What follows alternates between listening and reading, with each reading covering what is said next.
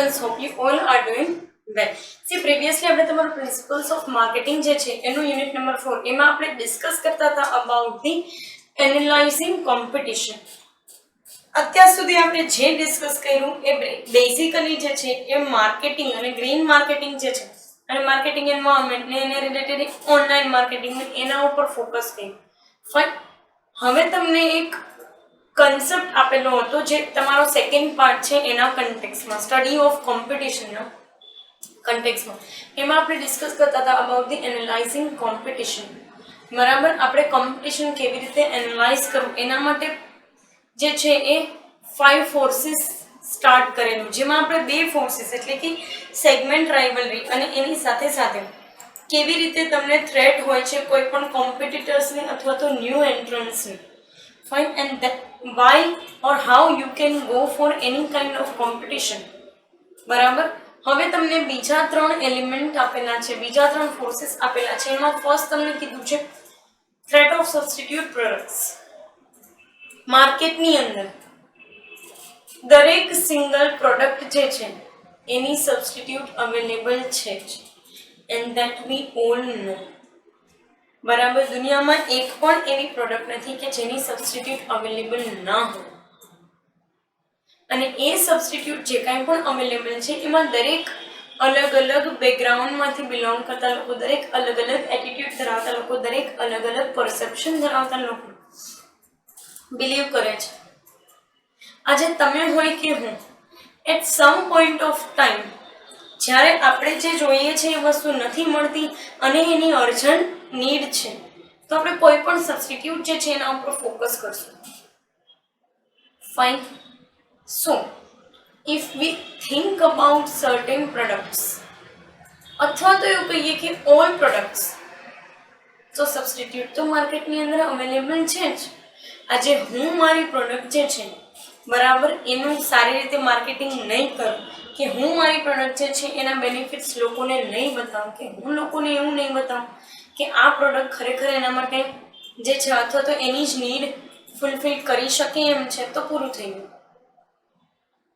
માર્કેટમાં મારા જેવા લાખો લોકો છે જે કન્ઝ્યુમરની નીડને સેટિસ્ફાઈ કરી શકશે.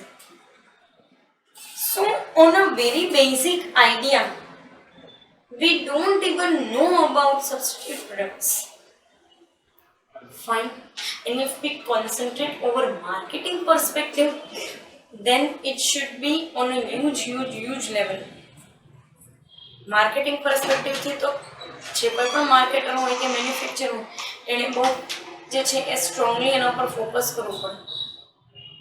કારણ કે ઘણી વખત લોકો જે છે એકબીજા જેવી દેખાતી પ્રોડક્ટમાં પણ બાયફર્કેશન નથી કરી શકતા. કન્ઝ્યુમર્સ લોકો નથી જ કરી શકતા. That's the fact. ફાઇન. એના જેવી પ્રોડક્ટ દેખાય છે તે લોકો બાય કરી લે છે. હું તમને બહુ એક સિમ્પલ એવી વસ્તુ, એક છે ને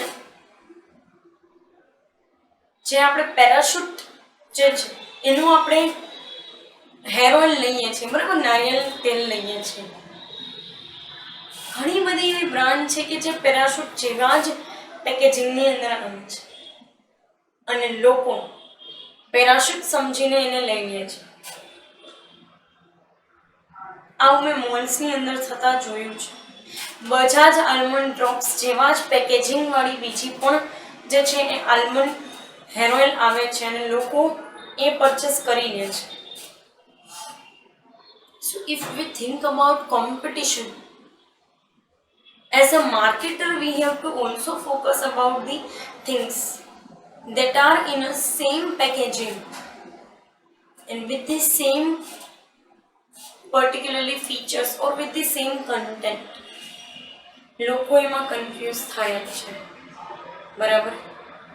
આગળ તમને કીધું છે threat of suppliers bargaining power. આવું દરેક ઇન્ડસ્ટ્રીમાં બને છે, જેમાં સપ્લાયર લોકો જે છે એ બેઝિકલી એ વસ્તુ ઉપર ફોકસ કરતા હોય કે ભાઈ અમારે જ આગળથી એ લોકો માલ લે છે તો આપણે એને જે છે એ અમુક પૈસાથી નીચે નહીં આપે અને અમુક લેવલનું જ જે છે એ મટીરિયલ આપશું ને અમુક ક્વોન્ટિટીમાં જ આપશું. કારણ કે એ લોકોની મોનોપોલી છે. અને જ્યારે એ લોકોને ખબર પડે કે એ લોકો સિવાય કોઈ બીજું માર્કેટની અંદર એ મટીરિયલ નથી બનાવતું, તો એ લોકો વધારે એવું કરવા લાગે છે કે તમારી પાસેથી હાયર પ્રાઇસીસ ચાર્જ કરે, અથવા તો તમારા માટે જે છે એ આર્ટિફિશિયલ સ્કેર્સિટી ક્રિએટ કરે. આર્ટિફિશિયલ સ્કેર્સિટી એટલે શું? તો કે તમે 5000 ટન માલ મંગાવો છો કે 500 ટન માલ મંગાવો છો, એ લોકો તમને 400 ટન જ આપશે. આ જે છે એ બેઝિકલી સપ્લાયરનો બાર્ગેનિંગ પાવર છે. કારણ કે એને ખબર પડી ગઈ છે કે માર્કેટમાં એના સિવાય કોઈ આ વસ્તુ કરતું નથી, કે એના સિવાય તમારી પ્રોડક્ટ જે છે એનું રો મટીરિયલ કોઈ નહીં આપે. બીજું કે સપ્લાયર્સ માર્કેટની અંદર બહુ લિમિટેડ નંબરમાં હોય છે. કદાચ એ નથી તો એનો અલ્ટરનેટિવ તમે ચૂઝ કરશો તો એ કેસમાં બી કદાચ એવું બની શકે કે એ જે છે એ પોતે લિમિટેડ છે, પોતે લિમિટેડ નંબર ઓફ છે, એની મોનોપોલી જે છે એનો ફાયદો ઉઠાવે. And instead of giving you raw material, they started particularly going to get certain other things or going to get certain other advantages from you. અને આવું બને છે. બહુ નોર્મલ એવા કેસીસની અંદર જે છે એ બને જ છે. બરાબર. અને મેં જોયેલું છે કે જ્યારે તમે કોઈ બહારના કન્ટ્રીમાંથી પ્રોડક્ટ મંગાવો છો કે કોઈ બહારના કન્ટ્રીમાંથી તમે માલ મંગાવો છો ને ત્યારે આવું બને છે. એમાં બી જ્યારે એને ખબર પડી છે કે એ તમારા સિવાય એ લોકોનું મટીરિયલ, અથવા તો એવું એને ખબર પડી જાય કે તમે જે છે એના સ્ટ્રોંગ કસ્ટમર્સ છો કે એના સ્ટ્રોંગ કન્ઝ્યુમર છો ને, તમારું એના વગર ચાલે એમ નથી, એટલે એ લોકો આવું કરે છે. બરાબર. બીજું કે એ લોકો પ્રાઇસીસ પણ વધારે ચાર્જ કરે.